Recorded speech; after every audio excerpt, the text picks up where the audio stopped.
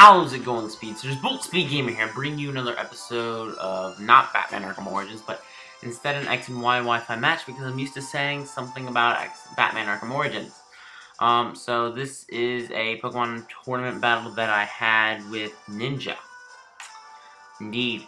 And so the tournament rules were one Pokemon from each generation, and I mean, he didn't really follow that, but it's still a good battle, and we still do follow Smogon competitive rules, so it is still a fairly competitive match, and he leads off with his Gastrodon while I lead off with my Klefki.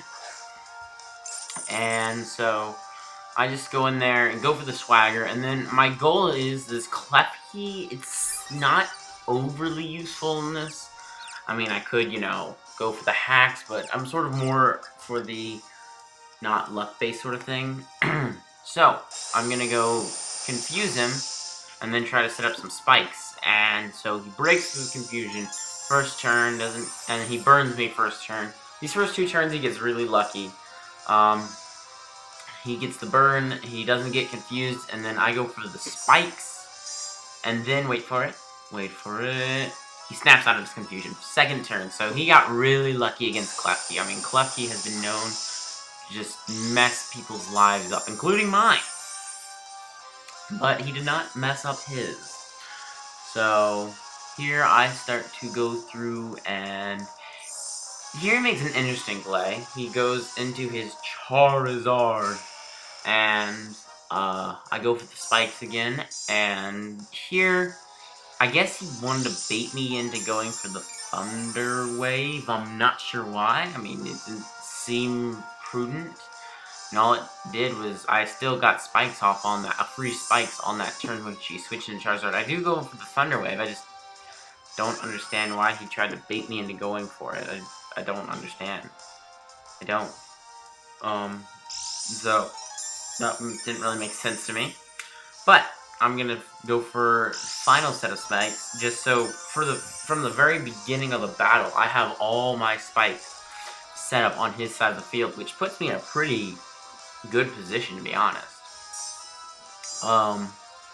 And so he scalds me and brings me down to really low HP, but Klefki actually does have some sizable defenses, and so he's not actually gonna get taken out. He's even gonna live the burn. So that is actually pretty impressive from Klefki.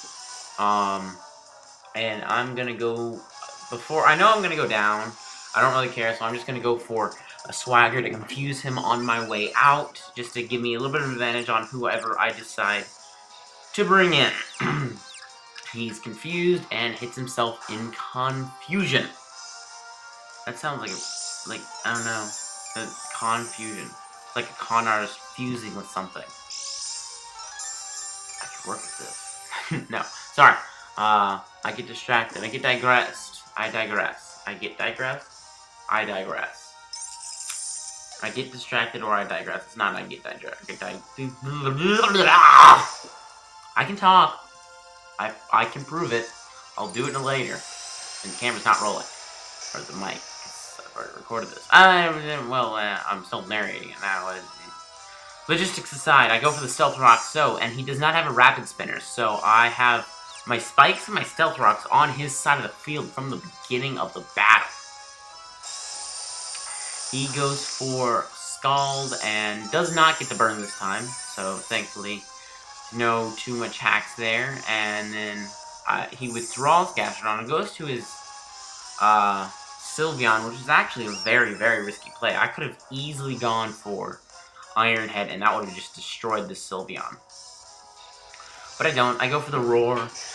I'm trying to shuffle his team with Mega Aggron for a little bit. Mega Aggron actually does make quite a good shuffler, because he gets access to Stealth Rocks without any move tutor, and he gets access to Roar. But that switching really hurt Charizard because of the double weakness to Rock types. And he goes out into his Mega Charizard, and goes for the Earthquake, and that's going to do a decent chunk, really. I mean, considering. And I go for the Stone Edge, but of course I miss. I mean, it's only my first turn. I would have gone for the Outrage, but I'm banded, and I didn't want him to bring in the Sylveon and wholesome shenanigans. I probably am going to replace Outrage with Dragon Claw just because it's a bit more reliable, and with the Choice Band I don't really need... It gives me the ability to switch out when I want to. And also if I Mega Evolve, it gives me the ability to not be locked into a move, because I also have the Garchomp Bite, if I care to run that. This Alakazam isn't running the Alakazite because of Mega Aggron. I am running the Aggronite on this set. This Alakazam has Life Orb with Magic Guard, which is a pretty good combo. And I head back out into my Aggron to take whatever physical hits this Scizor wants to throw at me, and he goes for the Night Slash, goes for the Swords Dance, and I do not want this thing to start going crazy. So I go for the Thunder Wave and get this thing paralyzed so that I can slow it down and make it a little bit less dangerous. And he goes for the Night Slash anyway, but because he outsped me, because Roar has a low priority move, is a low priority move and has low priority, goes out into his Drapion, and I think I just continue to shuffle his team with Roar. He goes for the Earthquake, Drapion goes for the Earthquake, but I'm not really going to take that much damage considering that was a super effective 100 base power attack. Aggron is really bulky physically. I mean, he has as much physical defense as Shuckle, which is impressive. So I figure at this speed, or with me being able to outspeed, I can go for an Iron Head. I thought it was actually going to take him out. It doesn't. He goes for the double hit, does almost nothing. And did not flinch nor get Parahack, so that was kind of unlucky, but it didn't really matter that much in the long haul. He goes out into his Smeargle and goes for the Spore. I have a Smeargle of my own. I just have yet to find a Pokemon that I can get Sticky Web on it. It's been kind of a burden of mine. I have one. It has Spore, Stealth Rocks, and Spikes, but I have yet to get Sticky Web on there, which would be pretty helpful for setting up against an opponent team. And so I figure, because we're playing Westnagon rules, he goes for the Spore. I can use Aggron, a Sleep Fodder, and he goes, I think, for the Toxic Spikes. Yeah, he goes for the Toxic Spikes as I come in, and I'm just gonna set up a Dragon Dance. And really, this is where, I put myself in a very good position. He goes for the Sticky Web, not gonna do anything, because it's for switch in. So now I can outspeed his whole team, and there's only one Pokemon I cannot one-hit KO, and that's his Gastrodon. Even after the Stealth Rocks and Spikes and everything. I'm afraid he's gonna go into that, Scald, and burn me. But he ends up actually switching into that now while I go for the Crunch. And I know it's gonna 2-hit KO, I was just afraid it was not gonna hit 1-hit KO. And it in fact is not 1-hit KO. I do go for the Crunch, and that brings it down to about, let's see, how low does it go? It goes about an 1/8 of his max HP. I think that's the mark for the going to red. With leftovers, that brings him just over an 8. And I go for the Crunch, and that's going to finish off this thing. And here's where Tyranitar starts really kicking up a storm. Pun intended, I guess I should say. I was going to say no pun intended, but I did intend the pun, so... with the Stealth Rock, Sandstorm, and Spikes, and with the Dragon Dance up, I can pretty much sweep his team with a combination of Earthquake, Stone Edge, and Crunch.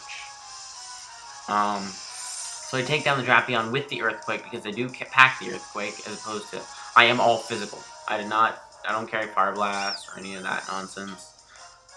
He goes into a Sylveon. I go for the Earthquake just so that I don't risk the Stone Edge miss, which I had last time. And so I just go for the Earthquake, and that's going to really kill the Sylveon. It's going to hurt lots. I knew at that range, even an Earthquake would take it down. Then he ends up finishing off with his Smeargle, and that paintbrush is... I don't know, I can't think of a painting pun right now. I'm all about my jokes, my bad jokes, but they're still jokes, and I can't think of one right now. This canvas has been... No, I'm done. I give up for now. But thank you so much for watching. I hope you enjoyed the battle. Be sure to comment and rate the video. and you can join the speed team by subscribing, and be sure to stay tuned for Video Crazy Week as I try to get a bunch of videos up. I'm actually quite behind on my Pokemon battles, to be honest. So yeah, thanks for watching. Be sure to comment, rate, and subscribe, and I will see you all later.